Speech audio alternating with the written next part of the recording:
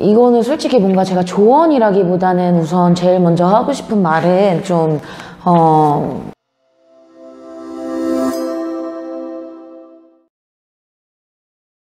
네, 이제 저희 2부 질문 시작해 보도록 할 건데요. 네. 혹시 요즘 KBS에서 최근에 이제 시작을 한 것 같은데 서바이벌 프로그램 계승자, 뭐 개그로 승부하는 자들이라는 프로그램을 하고 있던데 혹시 보신 적 있으세요?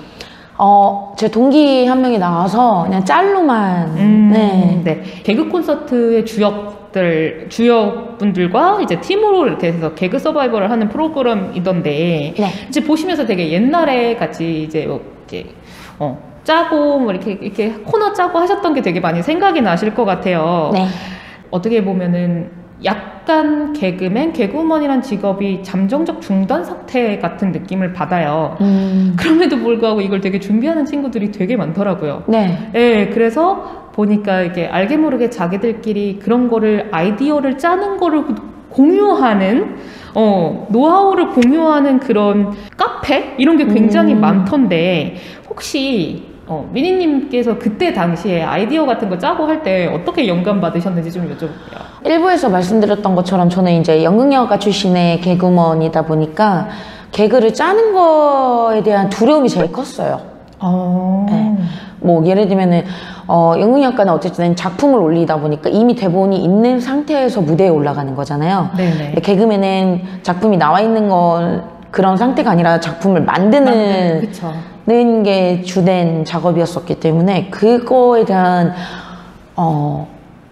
두려움이 제일 컸었던 것 같아요. 그래서 이거를 극복을 솔직히 보통 개그맨들을 하면 이제 스타일이 두 가지 스타일이 있거든요. 연기 스타일 아니면 짜는 스타일. 근데 저는 연기 스타일이었었고 당연히 그래서 선배들이나 동기들이나 후배들의 조언을 많이 받았었던 것 같아요. 네. 어차피 개그는 팀워크가 중요한 거고 코너에 혼자만 나오는 게 아니다 보니까 좀 이제 많이 선배들의 의견을 많이 듣고 아 저렇게 짜는 거구나 그때 많이 배웠던 것 같아요. 그래서 영감을 선배들한테 제일 많이 받았었던 것 같아요.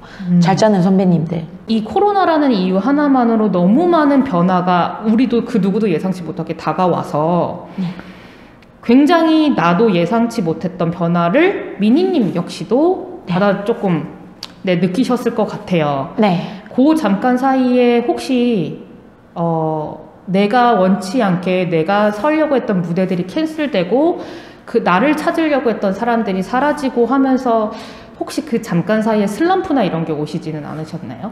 원래는 우리가 만드는 게 아니라 누군가 불러주면 만들어주는 작업이잖아요. 맞아요. 네, 근데 말 그대로 불러주지 않는 상황이 더 들이닥친 건데 코로나가 터지면서 그 상황이 더 심각해졌죠. 근데 저희 직업군들은 다 그런 생각을 하고 있는 것 같아요. 항상 이런 거에 좀 익숙해져 있었어요, 원래는. 네.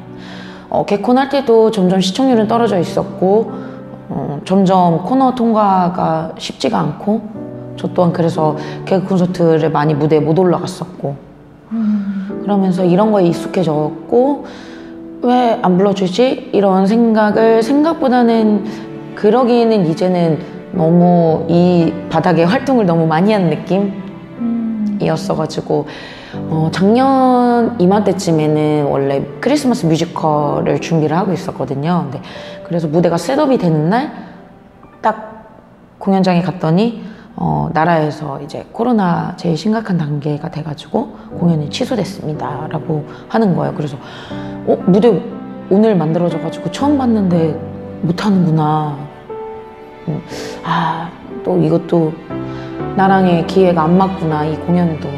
근데 그런 식으로 이제 넘어가긴 했었는데 근데 또 반대로 그런 과정이 있었기 때문에 유튜브가 저희한테는 더 빛나게 다가왔었던 것 같아요. 다른 개그맨, 개그우먼 선배들도 마찬가지였고 그래서 이제 본인에 대한 그런 거를 누구한테 테스트 겸 이렇게 보여준다라는 것보다는 이제는 내 생각을 그대로 유튜브로 보여주니까 그거에 대한 만족감은 더 높아진 것 같아요. 제 동기들이나 후배들이나 선배들도 마찬가지고. 네. 한편은 그런 생각도 들어요.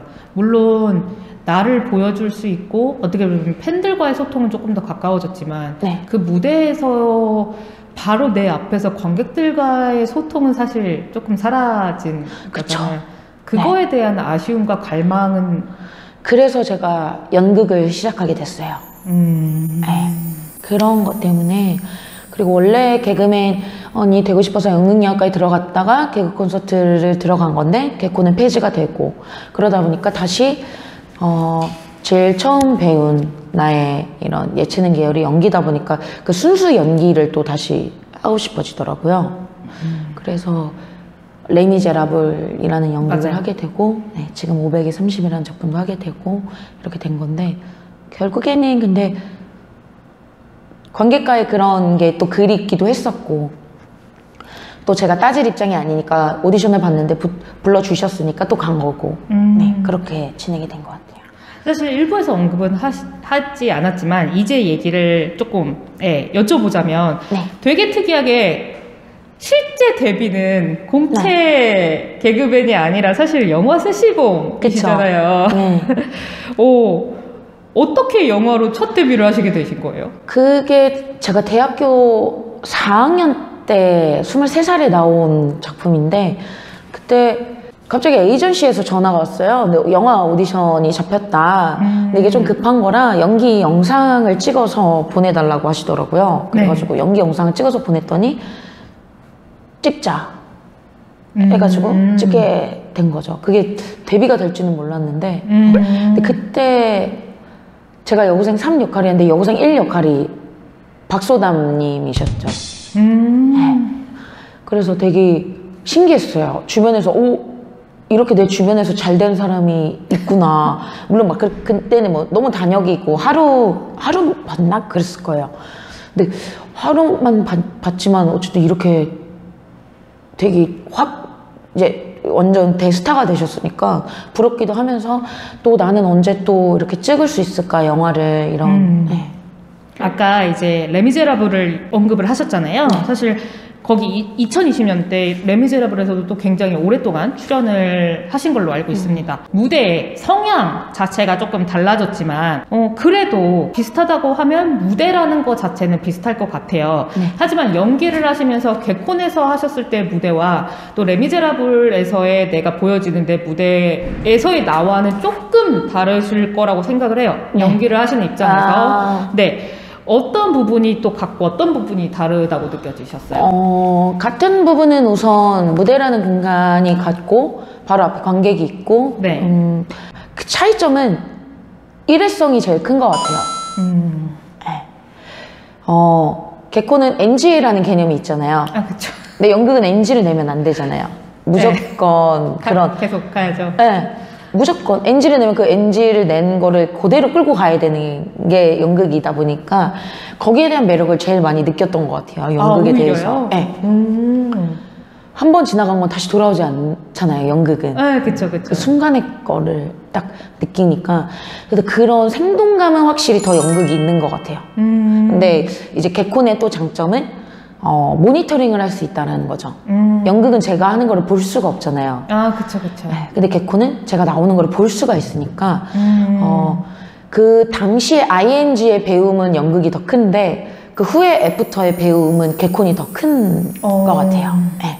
아까 말씀하셨듯이 개콘을 하시면서도 다양하게 또 뭐 VJ 특공대라든지 비타민이라든지 또 다른 프로그램에서 또 틈틈이 출연도 하시면서 MC라는 네. 경력을 살리셔서 요즘 또 다양하게 라이브 커머스에서 쇼호스트로도 활동을 하고 계시더라고요. 네.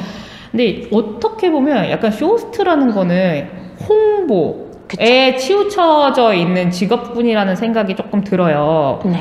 근데 이게 제가 요즘 저도 다양한 라이브 커머스 채널을 이렇게 보다 보면 굉장히 많은 개그우먼 분들께서 이 분야에 굉장히 진출을 많이 해 계시더라고요. 그래서 이게 약간 시대의 흐름상 지금 이것도 어떻게 또 다른 개그우먼 분들이 진출하는 무대라고 봐야 되는 건가? 라는 생각이 조금 들었거든요. 약간 새로운 가능성인가? 네. 라는 생각이 들었는데 실제로 해보시니까 어떻게 느껴지세요? 우선 새로운 시도는 확실히 맞는 것 같아요. 그걸로 되게 활동을 많이 하는 개그맨들이 많고, 맞아요. 네. 진짜 많으시더라고요. 안 하는 선배들이 더 없을 정도로 네, 되게 맞아요. 활발하게 활동을 하고 있고, 그리고 이것도 어떻게 보면 코로나의 계기로 더 확장이 된 그런 그쵸. 거죠. 네. 확장이 많이 됐는데 저는 그거를 되게 좋게 긍정적으로 보고 있어요. 어쨌든 또 하나의 무대가 생긴 거라고 생각이 들고 또 그 기회를 개그맨을 불러준 거에 대해서 감사함도 느끼고 그 자리를 옛날엔 쇼호스트들이 공채 쇼호스트들이 자리를 잡았다면은 지금은 이제 쇼호스트와 개그맨들이 함께 하면서 라이브 커머스를 만들어 가니까 또 그거에 대한 장단점이 확실하게 더 드러나고 이러다 보니까 확실히 더 저희한테는 긍정적인 효과죠. 네, 이제 2부에 제가 마지막 질문이 될 것 같은데 네. 사실 개그맨 개그우먼이라고 하면 아마 직업군상 가장 다방면으로 끼가 많고 입담도 화려한 직업이라고 다들 생각을 할 거예요.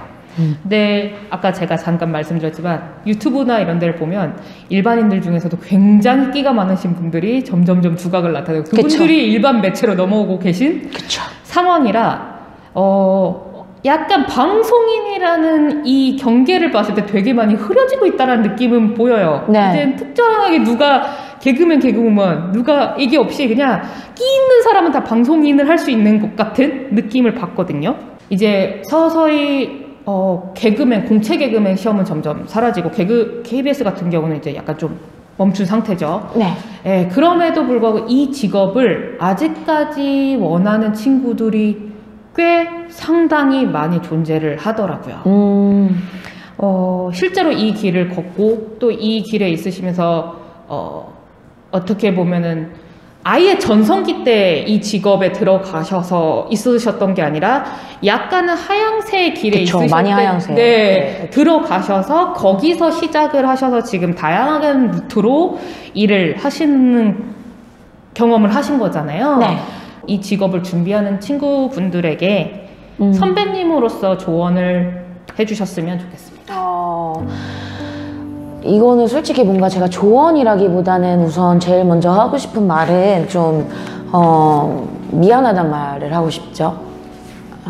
좀 뭔가 지키지 못한 것 같고 그 자리를 네. 좀 지키지 못한 것 같고 그 안에서의 뭔가 발휘를 못했고 시청자들은 만족을 못했던 거는 사실이고 그거에 대해서 더 발전되고 재밌는 모습을 보여줘야 되는데 그런 무대를 못 보여줬으니까 결과적으로는 폐지라는 게 생긴 거고 또 그래도 그거를 보고 꿈을 키운 친구들이 있다는 게 되게 감사하죠. 그래서 뭔가 조언이라기보다는 그런 친구들한테 되게 조언보다는 그냥 미안하고 고맙다라는 말을 제일 하고 싶은 것 같아요. 아직까지도 그 친구들은 솔직히 어떻게 보면 기약 없는 그런 걸 기다리면서 준비를 하고 있는 거를 보면 되게 멋있고 저 때는 시험이 무조건 있으니까 그거에 대한 뭐 이번에 떨어지면 다음에 보면 되니까 이런 안도가 있었지만 그 친구들은 그런 기약 없는 기다림을 지금 계속 하고 있는 거니까 그런 친구들한테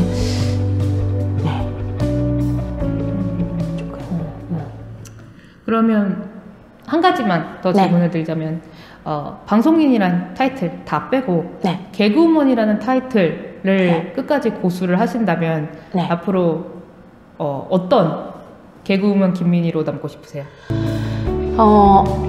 제 이름을 따라가고 싶어요. 제 이름이 김민희잖아요. 백성민의 기쁠 희 백성들을 기쁘게 하라 라는 뜻인데 제 이름 아버지가 지어주신 그 뜻대로 백성들을 기쁘게 하는 그런 개그우먼이 되고 싶어요.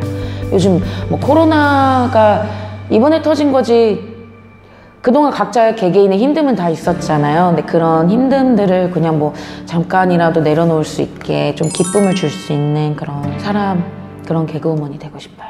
네.